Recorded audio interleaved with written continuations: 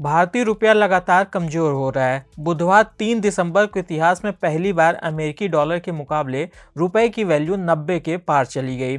आज गुरुवार को यह 90 रुपये 41 पैसे के नए रिकॉर्ड निचले स्तर तक चला गया।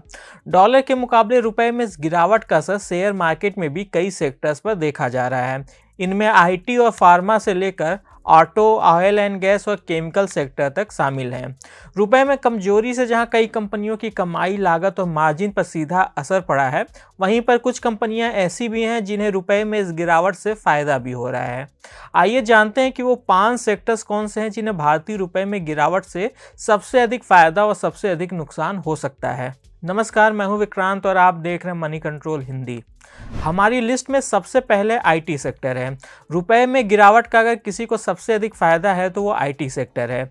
भारतीय आईटी कंपनियों की कमाई का एक बड़ा हिस्सा अमेरिका से आता है, जहां इनकी आमदनी डॉलर में होती है। इसीलिए रुपए के कमजोर होने पर इनकी मार्जिन में सुधार होता है। यही रीजन है कि जहां एक तरफ रुपए में गिरावट का रिकॉर्ड बन रहा है, वहीं पर दूसरी तरफ निफ्टी आईटी इंडेक्स की कंपनियों के शेयरों में तेजी देखी जा रही है। निफ्टी आईटी इंडेक्स आज गुरुवार को 2% उछलकर अपने 4 महीने के सबसे ऊंचे स्तर पर पहुंच गया। विप्रो, टीसीएस, इंफोसिस और टेक महिंद्रा के शेयरों में अच्छी तेजी देखने को मिली। अब आते हैं दूसरे सेक्टर पे, फार्मा सेक्टर पर। आईटी कंपनियों की तरह ही भारत की फार्मा कंपनियों के लिए भी अमेरिका एक बड़ा बाजार है।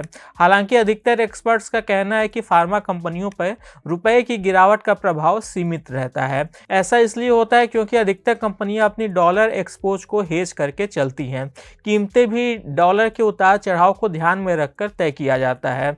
हालांकि रुपए में गिरावट से इन कंपनियों की इनपुट लागत में इजाफा होता है, जो कि उनकी कुल बिक्री का करीब 40 से 60% हिस्सा होता है। तीसरा सेक्टर है ऑटो सेक्टर। भारतीय रुपए में कमजोरी को ऑटो सेक्टर में टीवीएस मोटर और बजाज ऑटो जैसी दोपहिया कंपनियों के लिए फायदेमंद माना जा रहा है। इसके अलावा भारत फोर्ज और संवर्धन मदरसन जैसी ऑटो एंसिलरी कंपनियों को भी करेंसी में गिरावट से फायदा होता है। टीवीएस मोटर के वॉल्यूम का 30% और रेवेन्यू का 25 से 26% हिस्सा एक्सपोर्ट से आता है। बजाज ऑटो की रेवेन्यू का तो लगभग 50% हिस्सा एक्सपोर्ट से आता है। एक रिपोर्ट के मुताबिक भारतीय करेंसी में हर 1 रुपये गिरावट से बजाज ऑटो के सालाना EBITDA यानी कि ऑपरेटिंग प्रॉफिट में 200 करोड़ रुपए का इजाफा होता है। इसी तरह संवर्धन मदरसन के रेवेन्यू का 60 से 65% तक हिस्सा यूरोप और अमेरिका के ग्लोबल ओरिजिनल इक्विपमेंट मैन्युफैक्चरर से आता है। वहीं पर भारत फोर्ज के रेवेन्यू मिक्स में 60% हिस्सा एक्सपोर्ट का शामिल है। चौथा है oil and gas sector. Oil and gas sector में जहां कुछ कंपनियों को रुपए में गिरावट से फायदा होने की उम्मीद है, वहीं कुछ को नुकसान हो सकता है। ओएनजीसी और ऑयल इंडिया के लिए करेंसी में हर 1 रुपये की गिरावट से उनके अर्निंग प्रति शेयर यानी कि ईपीएस में 1 से 2% की बढ़ोतरी होती है, यानी उन्हें फायदा होता है। हालांकि रिलायंस के लिए यह थोड़ा नेगेटिव हो सकता है क्योंकि क्रूड, एलएनजी और ईथेन जैसी कमोडिटी की इंपोर्ट लागत बढ़ सकती है। लेकिन कंपनी की ग्रास रिफाइनिंग मार्जिन डॉलर में होता है, जो इसके लिए एक पॉजिटिव बात है।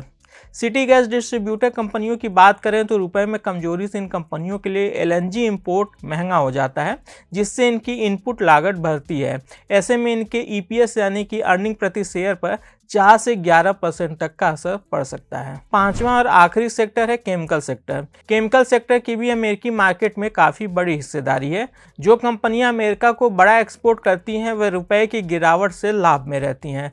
नवीन फ्लोरिन, एसआरएफ, आरती इंडस्ट्रीज और अतुल लिमिटेड जैसे नाम इसमें शामिल हैं। आज के इस खास वीडियो में बस इतना ही। आपको यह जानकारी कैसी लगी हमें कमेंट कर जरूर बताइएगा।